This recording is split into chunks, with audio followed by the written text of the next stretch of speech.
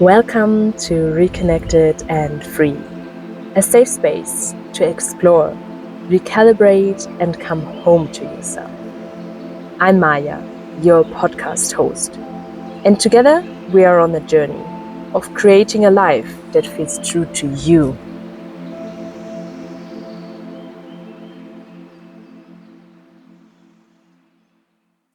When it's time to make a decision, when you know that you need to change direction, or when you feel clueless at or what to do, but the current situation just somehow doesn't feel good. How do you make your decisions then?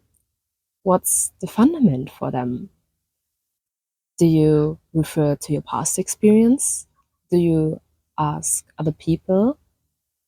Both options are okay-ish, can help you, but they are still referring to something in the outside, some other source than the one that will give you the answers and will therefore let you into the direction to the life that feels like a full body yes, that feels where you feel like alive, where you feel peaceful, where you feel happy. Those kind of advice seeking options lead you in most of the cases someplace where you're not completely fine with. And then you're again in that situation, something feels a bit off. I need to adjust something. Or you are making yourself dependent on other people's opinions, on others being available, on advice seeking. And a little side sentence to why not seek advice necessarily from others. I like talking to my friends mostly to get witnessed on my journey, and also I'd like to receive a reflection back, a little feedback, but I wouldn't use what they are saying as the ultimate advice to follow. I seek advice from people as one of many sources how to decide, and that's like another information coming into my field, which makes it easier for me to make my decisions, and advice seeking only from people who've been through what you're about to get through, who've have successful experience in what you are about to approach. And looking to the past can be helpful in reflecting. It's just that we need to be really cautious, I'd say, with making decisions out of the past, because that's only referring to what was and what got you here. But what got you here, you always need to remember, just brought you here, but will not bring you where you will want to go, because that hasn't happened yet. That's the future then. Also, when we are looking into the past, it might feel safe and good, because your system is like, yeah, we survived that. We know what happened. It's good. It's approved. But as I said, it's not going to bring you where you will want to be in most cases. And it's also just always just looking back. That's just not healthy, because the future is going to hold something different for you. And so the question is, how else can you really make your decisions? I already mentioned that it's good to have different sources, but sometimes these different sources, sometimes all these different opinions might already swirl around in your head. You catch yourself overthinking every possible scenario. You will just stay super active, maybe stressed, maybe can't really sleep anymore, can't get into rest mode, because your system, especially your nervous system, is so activated, is so on a high alert, doing active kind of mode. And honestly, this state can be helpful short time, but long term can also be one of the reasons, one of the factors that you can get sick. We all know about how stress is such a common theme in our society and how it even makes you sick, how chronic stress is definitely a problem nowadays. So we gotta definitely come back to some other kind of states, and that's already where the shift starts. So instead of seeking the answers from the outside, which seems like the obvious thing, which many people, including me, also learned from a really young age on, what we oversee is that the answers in the end lie inside of ourselves, inside instead of outside. And that might first sound maybe a bit strange because you're like, yeah, but when the answers are inside of me, why don't I have access to them? Why don't I know how to decide or what to decide for? In that case, the answer might be a little bit hidden underneath all these layers of how things should be, of how things were, of all the opinions you've heard about that topic from others, from the outside. And as I mentioned already, it can be in that case that it shows itself through too many thoughts, too many emotions. Maybe you even feel not only stressed, but overwhelmed. And honestly, it slows you down. It brings you even further away from making an aligned decision because it confuses you, it overloads you, it overstimulates you, and then there's too much to choose from, too many things to consider, and it's just getting super complicated.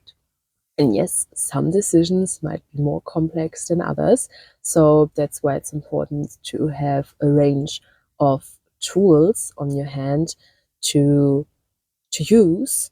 And as I said, past can be one, talking to others can be one, but let's more focus on the inward ones. And that also depends on your personal type. So there's no way around than um, to try different things out. So I'm gonna go into that for a moment, and then we're gonna go for what I see is the thing that can change it for all of us, because it has to do with the state you're in to come back to a calmer state and how we can do that.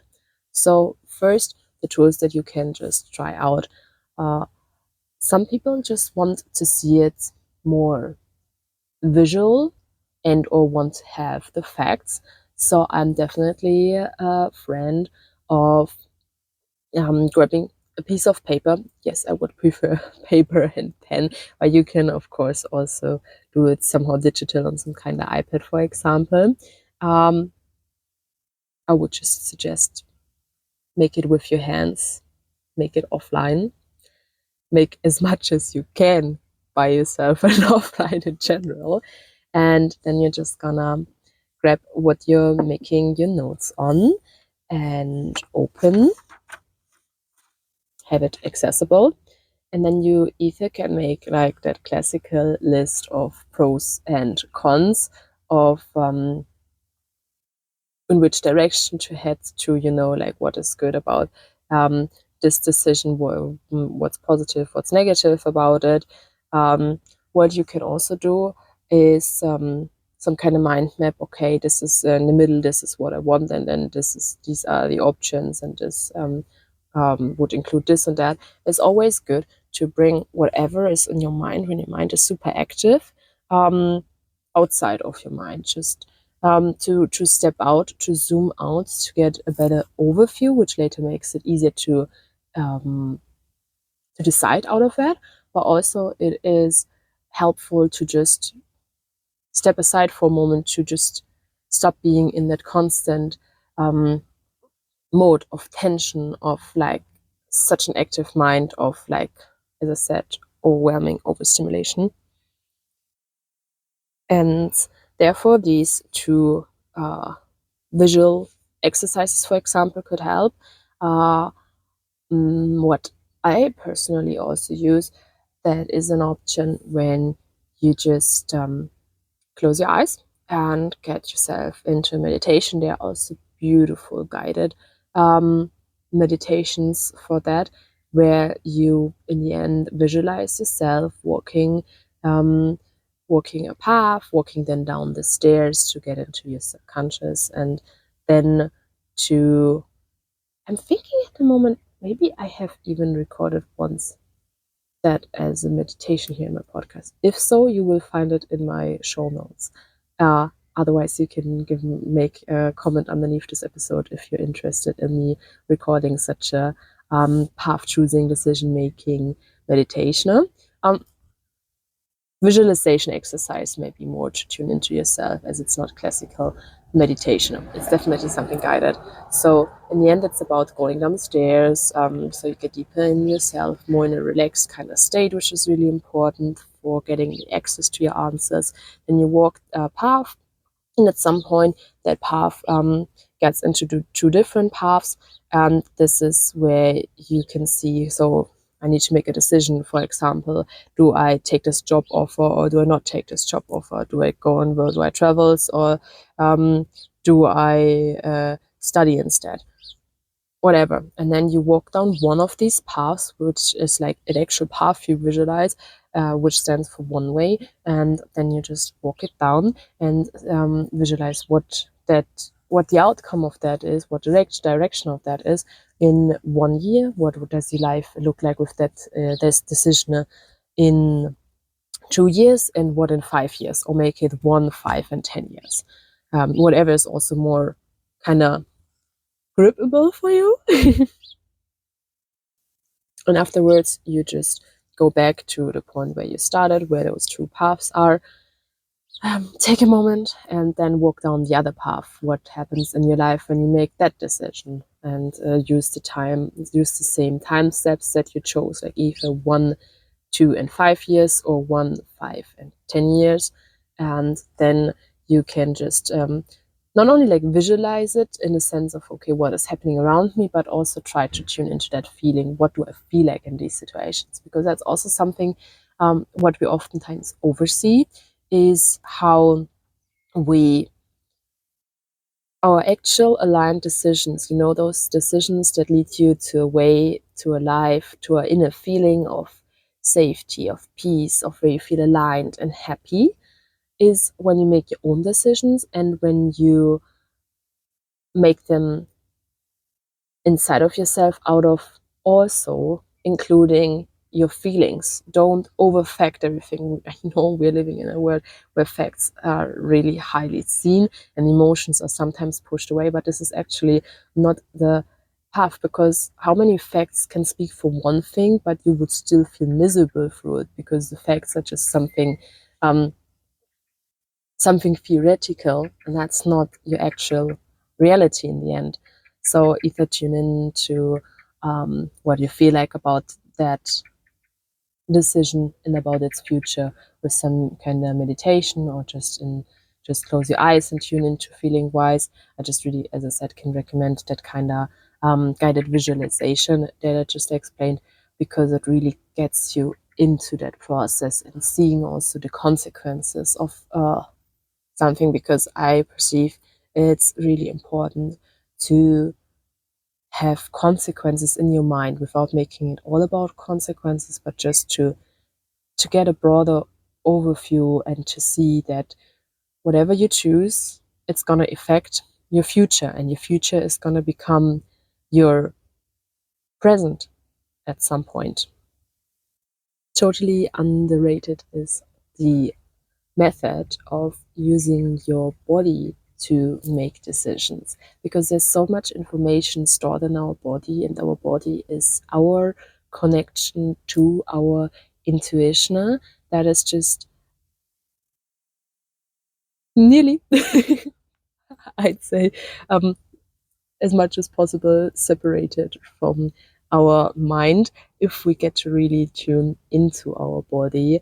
And there's this beautiful bubble, how to say that, beautiful like actual practice, that is called kinesiology. I have a bit difficulties with that word. It's just hard for me to pronounce. But kinesiology, which is in the end that you get into your body. It's so much more about the aspect that I'm now going to explain, but this is just how I break it down for what actually helps you in decision-making processes.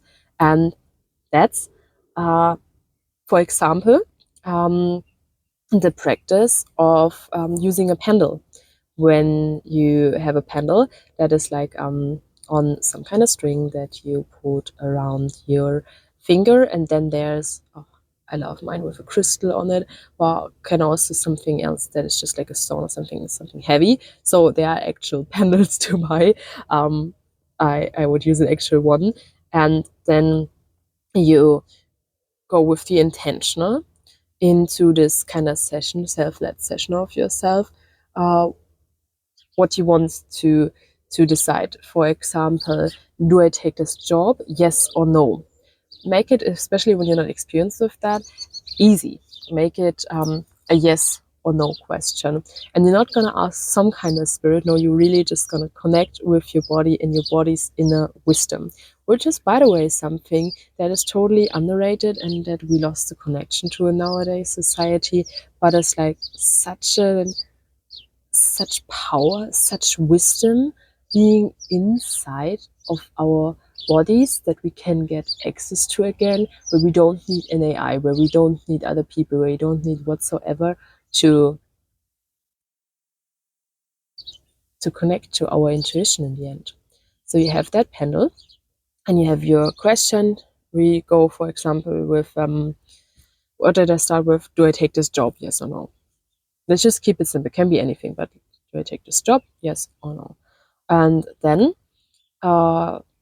you hold your pendle on your finger, and you need to sit properly, and you have, for example, a table in front of you where you can hold your finger away from the table. Oh my god, how many centimeters is that? 40, 50 centimeters? Depends how long the pendle is. The pendle needs to be hovering in the air, okay?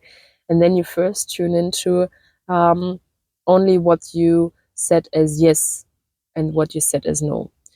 For example, you set as yes when the pendle goes up and down, like if you would nod with your head, like up and down, and from left to right is no. So you sit there, imagine yes, yes, yes. Just has nothing to do with your decision or with your question. It's just about tuning into that. So the exercise works. So you're like yes, yes, yes, and then you will see, when you really focus on yes, and yes meaning up and down, that you just that the pendle will move up and will move front and back, that's what I mean, front and back, not up and down, front and back. And then you stop it with your thing on the other hand, you just make a pause, maybe breathe 3 times, and then you focus on no, left to right, left to right, left to right, no. And then you will see it, the pendulum going from left to right, right to left, and so on. And then you can stop it again. You breathe again 3 times deeply in through your nose, out through your mouth. Focus on the question. And you only focus on the question now. You're like, you're saying, I'm neutral of any kind of outcome. You need to show yourself you're neutral, so speak that out loud. And then you speak out your question. Should I take this job? Yes or no? And then you will actually see, like, I would suggest close your eyes for that, just say that neutrality sentence, say your questions, and ask yes or no. Should I take this job? Yes or no? And then just focus on the question, and you will feel that the pendulum will start moving somehow, maybe slightly first. Just still close your eyes, still imagine, should I take this job? Yes or no? Should I take this job? Yes or no? Only focus on that, nothing else, no outcome. Just focus on that. Do that for a while until you feel until it's like pretty, I don't know, 1.5 minutes gone, or until you feel like your string is moving more. And then you can open and you can see that in one direction by then the pendle is moving more. And the more you get into a connection with yourself, the more movement in general the pendle will become with those exercises. Maybe it's just a slight movement, but you can really see a difference then. this is something you need to try out and see if there's something for you. I think that's really interesting to tune into your body, into your intuition through your body with such a task. There are also many different other ones where you don't need a pen, where you can just use your fingers, or where you just stand straight and then in which direction you fall, or if you have a question, then you stay stable. And when you stay stable, it's yes. So when you just fall easily, when you don't feel like grounded, kind of, then it's a no. Whatsoever, like many different ones. But I just wanted to tune into this, into the kinesiology,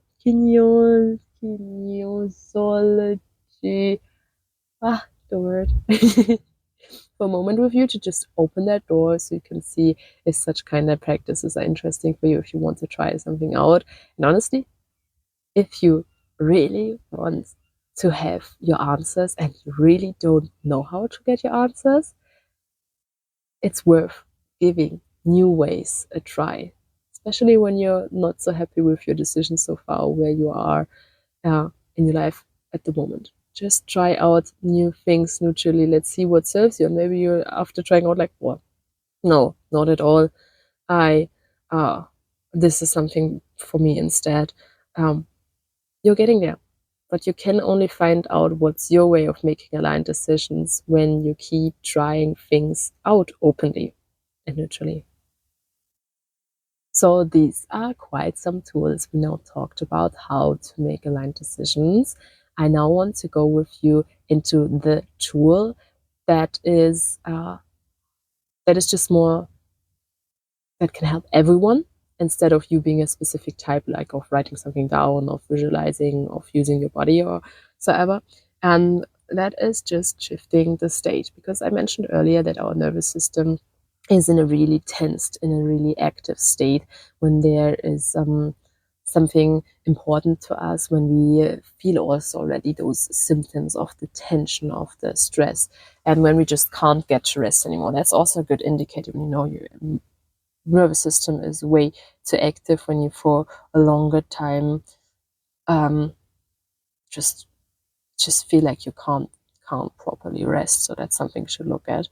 And for only now, for focusing on making those aligned decisions for you, you need to get into a state where you can all really like receive your answers, where you can hear your intuition, where you can hear your heart and receive the answers. And that's where this shift of state needs to happen, to that other nervous system state, which is the calm one, the rest and digest mode. And that's where we can receive, or at least getting more on the spectrum towards that, to be in a balanced mode towards rest and digest, instead of to that stressed, tensed active mode. So to do so, there are different options how to get there. I mean, you can also short term get there through breathing, but when like nothing helps, and when you just don't feel like you want to or can try out certain new methods or something out, then there's just something really simple that is possible for us to do. It's just going into nature. Nature is again our healing force, our healing companion, I'd say here. And this means I suggest, if somehow possible, to go into a forest, and not just like a broad path, like a wide path where like so many people are around, but just if it's possible to get deep into the woods, into the forest, where you can't hear human noise anymore, where it's just silent besides the wind in the trees, the birds chirping from time to time. Makes me so calm to even like just talk about that. And of course, when that's not possible, being in nature can also help. It can already help to get into your body and get to connect with nature through a walk. Also, really good to just take that question with you on the walk, and then see if you find to a solution through that.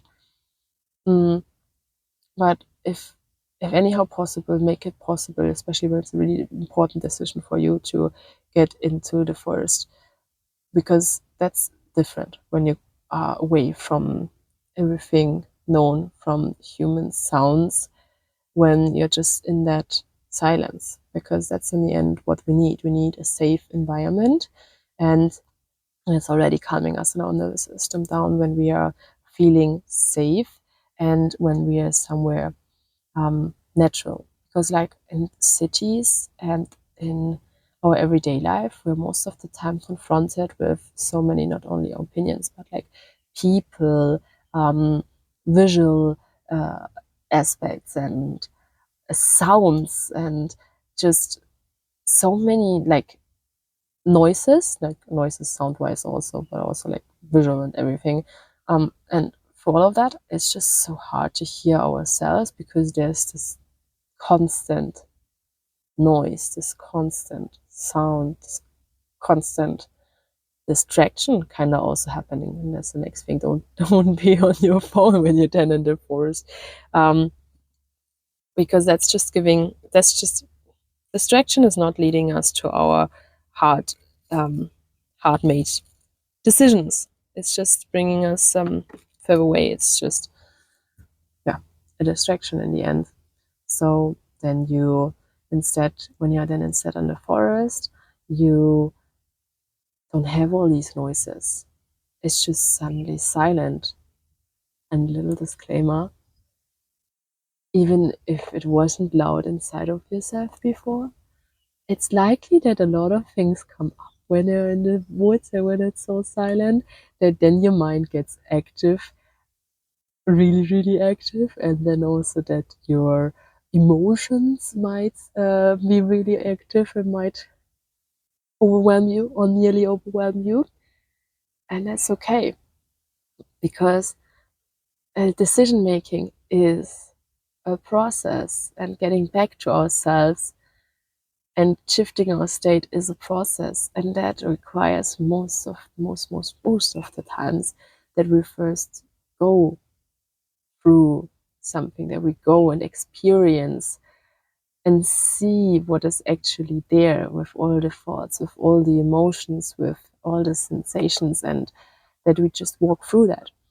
The difference is just that then we can come through going through that and taking care of ourselves to a calm state, a really calm state, a really connected state with ourselves, and not just numbing us with social media or phone in general, or any kind of other distractions. Um, you know, when you feel really peaceful and arrived inside of yourself, and just instead of just that after scrolling, after numbing yourself, that just exhausted, frustrated, aggressive, numb, um, without energy mode, I'd say. So this is how you can distinguish that. And then it's just important that we know our tools so we can handle uprising thoughts and emotions instead of freaking out. And this is something I perceive we didn't learn, most of us, I also didn't learn, to handle racing thoughts and emotions in an honoring, healthy way, instead of pushing them aside or making them small to be able to deal with them. And it takes time. It takes practice. It can be really good to have some guidance there to learn that through and together with someone else who has been through that, who has that knowledge, to be able to deal, especially extreme or tending to overwhelm emotions and racing thoughts. It's about creating a space within ourselves, our inner home, where we feel safe, where we can always come back to. And as I said, that's a process. it's what can help you so in urgent moments, when you are still building and not yet have that fundament inside of yourself. It just takes longer than maybe to get back to yourself. What helps is that you use your breath again. Love the breath, and breathing deeply in through the nose, out through the mouth, coming back to yourself. It can just also be grounding, can be imagining how you yourself grow roots, roots on from your body to Mother Earth to connect you with she's holding you, she's there for you. It can be that you just hug yourself with your arms to show yourself you're there for yourself, be taken care of. It can be hugging or touching a tree, and in general touching the ground also, with your foot or with your hands. Walking barefoot can also just bring you so much back into the present moment and just let you easily feel calm. So you see there are like different methods, and I'm talking here again about what can help you to get back to yourself in those over in those too much moments, I'd say. And don't get me wrong, too much not meaning too many emotions or thoughts you're having, just so it feels too much to handle. But it's not. You just gotta expand your capacity to hold yourself there, and that is possible. That is definitely possible for you. Another method you can use is to have a grounding, calming scent, like that you have some kind of scent that you use in your practices when you do when you connect to gratitude when you're at home, or some scent how it smells at your home when you feel like good and safe at your home. Just to take something like that with you, or like in general, lavender, lavender essential oil, to smell that, to put that on. And these are just some of the many things you can do to calm down in such extreme moments. It's in the end about safety. That's where it all comes down to feel good and safe inside of yourself, that you understand that you're not threatened, that everything is okay, that you are surviving this moment, and you can feel safe. I hope you feel safe at home. So decision making at home, so in a safe environment, is also really recommended. And the safeness, it helps when you feel safe in the forest. So maybe be in a forest that you know, maybe be with someone else you know. And even when you are with someone else, which is really recommended, of course, especially when you go on hikes or in unknown terrain, that you still don't talk, but everyone gets their space physically, and also just to hear themselves. Because what happens when we now went through those emotions and are in a more calm state, which also might just take time, which might just take keeping walking after acknowledging what you're feeling. It's about acknowledging what you feel, and then um, also releasing it, saying, hey, I see there's fear inside of myself rising. You can name where you feel the fear in your body. I acknowledge that. I think this sensation, this emotion, that it's there and wants to tell me something. I now, in gratitude, release this feeling. Not just forcing it, but like really just letting it, giving it the option to go, because you see it. Because so many emotions, thoughts, sensations, even pain, sickness is there to tell us something. Our body wants to make us aware of something.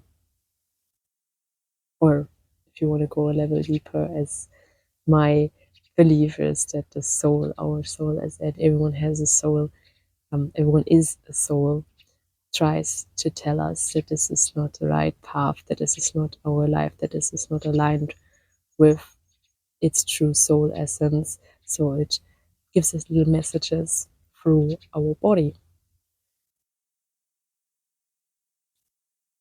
So when you went through all of that, you will sooner or later feel that you're feeling more peaceful inside of yourself, calmer, safe, that everything feels okay. You feel like more optimistic towards your future and towards what needs to be decided. There's nothing to fear of your decisions. Yes, they will have consequences, and yet, when you don't make your decisions actively by your own, you will get forced into situations where you will need to decide, where you will need to adapt, where you will need to evolve. So use that chance of making proactively, consciously your own decisions. Make it a sacred process, make it yours, claim it, and maybe at some point even be happy that you get to choose. Because in the end, how many people are forced in our non so privileged world to live a certain lifestyle, to make certain decisions, and we can choose. We can choose if we want to study or take that job. We can choose oftentimes even if we want to travel or if we want to stay where we grew up. And this is such a privilege. This is where we can just be grateful. So decisions themselves are never against us. They are always for us. So we can finally experience that life that feels true to ourselves. So when you're at that calm state, or at least calmer in the forest, and after all this noise from your emotions and from your thoughts, it's likely that already by itself, or otherwise you can ask yourself, maybe even pausing your hike, putting your hands on your heart, asking your question again, you then receive from your intuition an answer. Might be a clear one, a loud one, in a positive kind of way. Might also be a little bit shy, that answer. Maybe because you are afraid of what will happen, of because it's a big thing. Maybe because you don't feel ready, or you don't feel like that confidence for that certain path, or confidence at all in yourself. And that's all things that are totally fine, that you can later on work with. Just know that this supporting, this knowing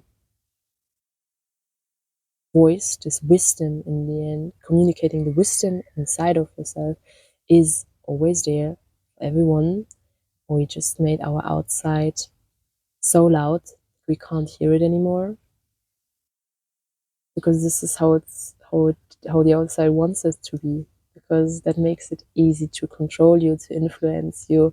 When you just listen to the outside, in the end you're like a ball played around from one big player, from one that wants to make profit, that wants you to buy certain things, that wants you to do this and that, to the other side. Or you're like a feather in the wind, not arriving anywhere, because feather being, it feels like it's better to just be blown around in the wind than arriving somewhere, being so afraid where that somewhere could be, or what that would mean, who you need to become. That's something we all oftentimes oversee also in the decision making process. It's not always about the decision itself.